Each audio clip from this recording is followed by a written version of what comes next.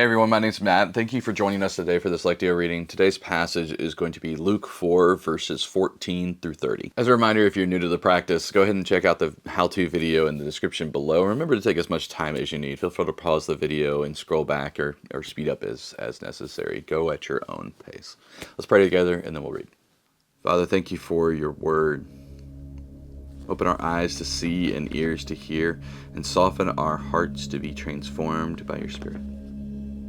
Amen. And Jesus returned in the power of the Spirit to Galilee, and a report about him went out through all the surrounding country. And he taught in their synagogues, being glorified by all. And he came to Nazareth, where he had been brought up. And as was his custom, he went to the synagogue on the Sabbath day. And he stood up to read. And the scroll of the prophet Isaiah was given to him. He unrolled the scroll and found the place where it was written, "The Spirit of the Lord is upon me, because he has anointed me to proclaim good news to the poor. He has sent me to proclaim liberty to the captives, and recovering of sight to the blind, and to set at liberty those who are oppressed, and to proclaim the year of the Lord's favor." And he rolled up the scroll and gave it back to the attendant and sat down.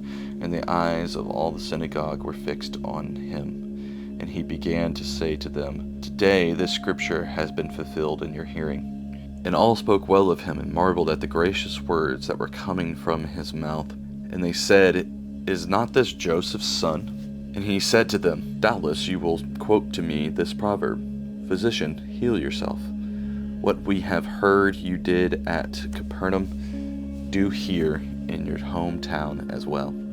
And he said, "Truly, I say to you, no prophet is acceptable in his hometown. But in truth, I tell you, there were many widows in Israel in the days of Elijah, when the heavens were shut up 3 years and 6 months, and a great famine came over all the land. And Elijah was sent to none of them, but only to Zarephath, in the land of Sidon, to a woman who was a widow.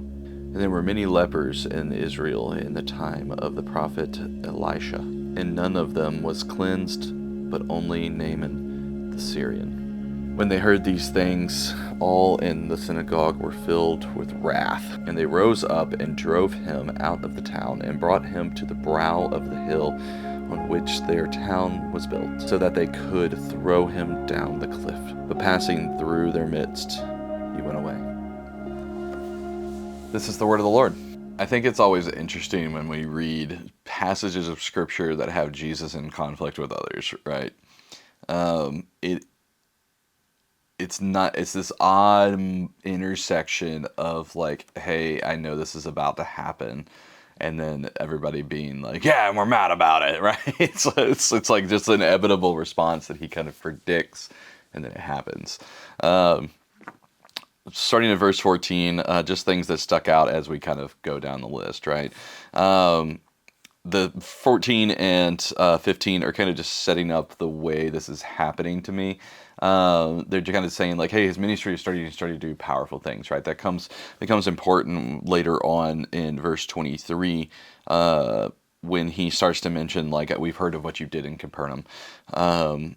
And that's significant, right? That like he's already done some things, that he's being glorified in the temples, that Jesus has been a successful rabbi. And so him coming back to his hometown of Nazareth, and he picks up the scroll of Isaiah and he starts reading, and he's like, hey, the Spirit of the Lord is upon you.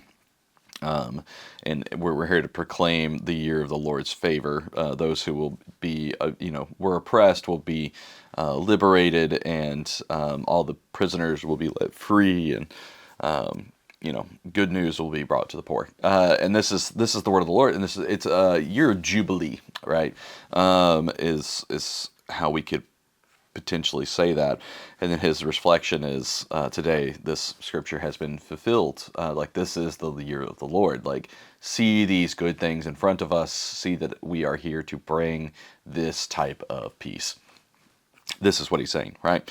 And then, all the people are like, oh, is this not just Joseph's son? Like, is this not just like that kid we knew that was, being weird most of those years, making chairs and stuff? He was a carpenter. That's that joke. And so this is not Joseph's son. Like, and they're like, hey, Jesus, doubtless you're going to quote to me, like, physician, heal yourself. Like, hey, turn that idea that you're trying to bring to us onto your own self, right? Like, turn this idea of, like, oh, it's the year of the Lord, year of Jubilee. Like, hey, you're lower than us. Like, hey, you're in a position of somewhat poverty. Like, turn, physician, heal yourself.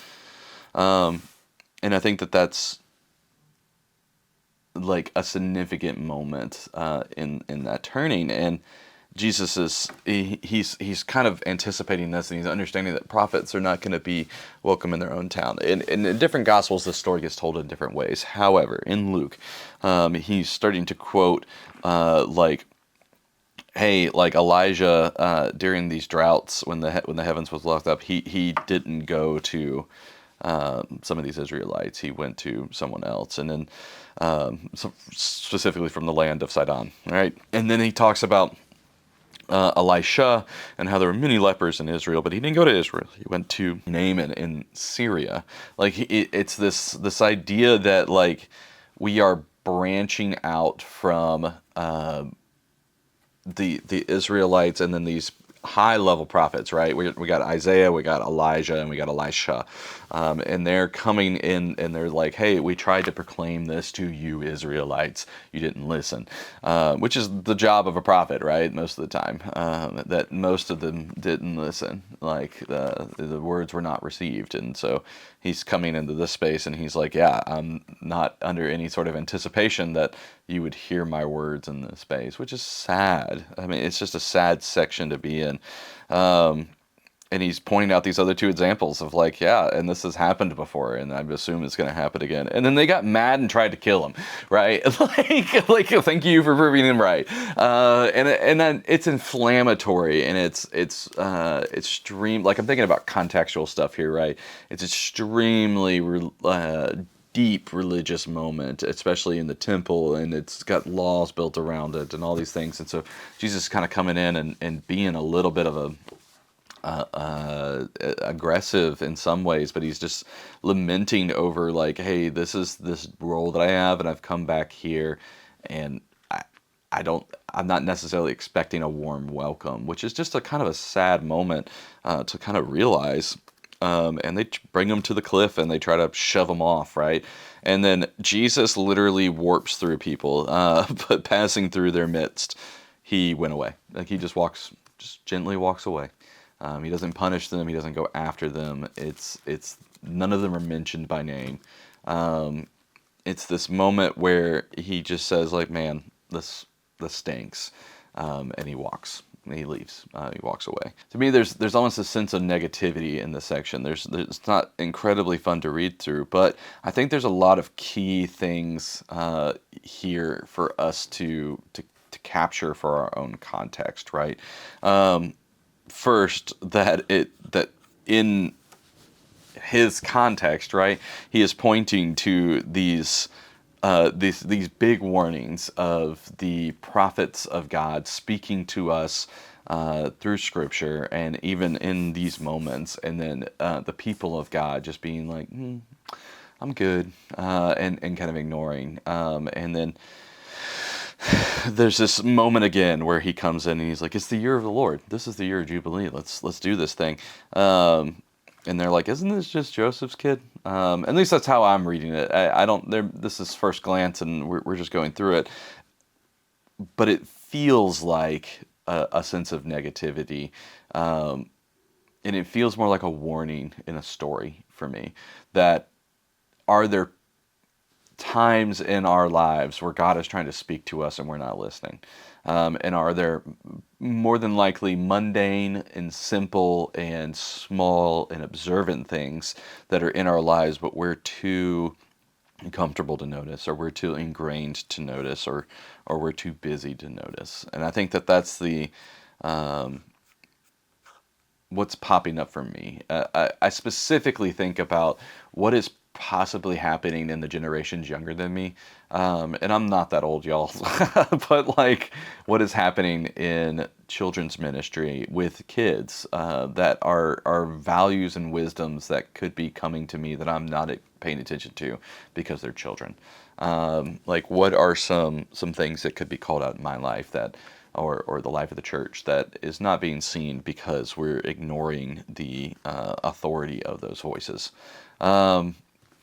Those are the things that crop up to me. And so I think there's a lot to reflect on there. I think that this comes about and is found and still in small places. This comes about in being patient and slowing down and finding peace in spaces that are quiet and slow. And this takes a long time. It is not quick. It is not fast. It takes a lot of patience. And I think that that's the communication to me, at least through the scripture. Like how can I slow and pay attention to those smaller voices, even if I don't think that they hold necessarily a lot of authority? And how can I be prayerfully listening to both scripture and the people around me for the word of God and the presence of God in my life, and how that can show up more and more and more and more and more, potentially even in highly significant ways. Let's pray, and then we'll meditate on the scripture. Father, thank you for speaking to us through scripture, for its impact over thousands of years and so many generations. As we meditate on this passage today, reveal yourselves more deeply to us. Amen. Friends, thank you so much for joining us again today. I hope you get as much out of this as I get out of this. It feels so good to read scripture with you. As a reminder, we're back every Monday, Wednesday, and Friday, so stay subscribed so you can see those pop up in your notifications, and also make sure you interact in the comments of what stuck out to you. And as a final reminder, you are loved, and we'll see you next time.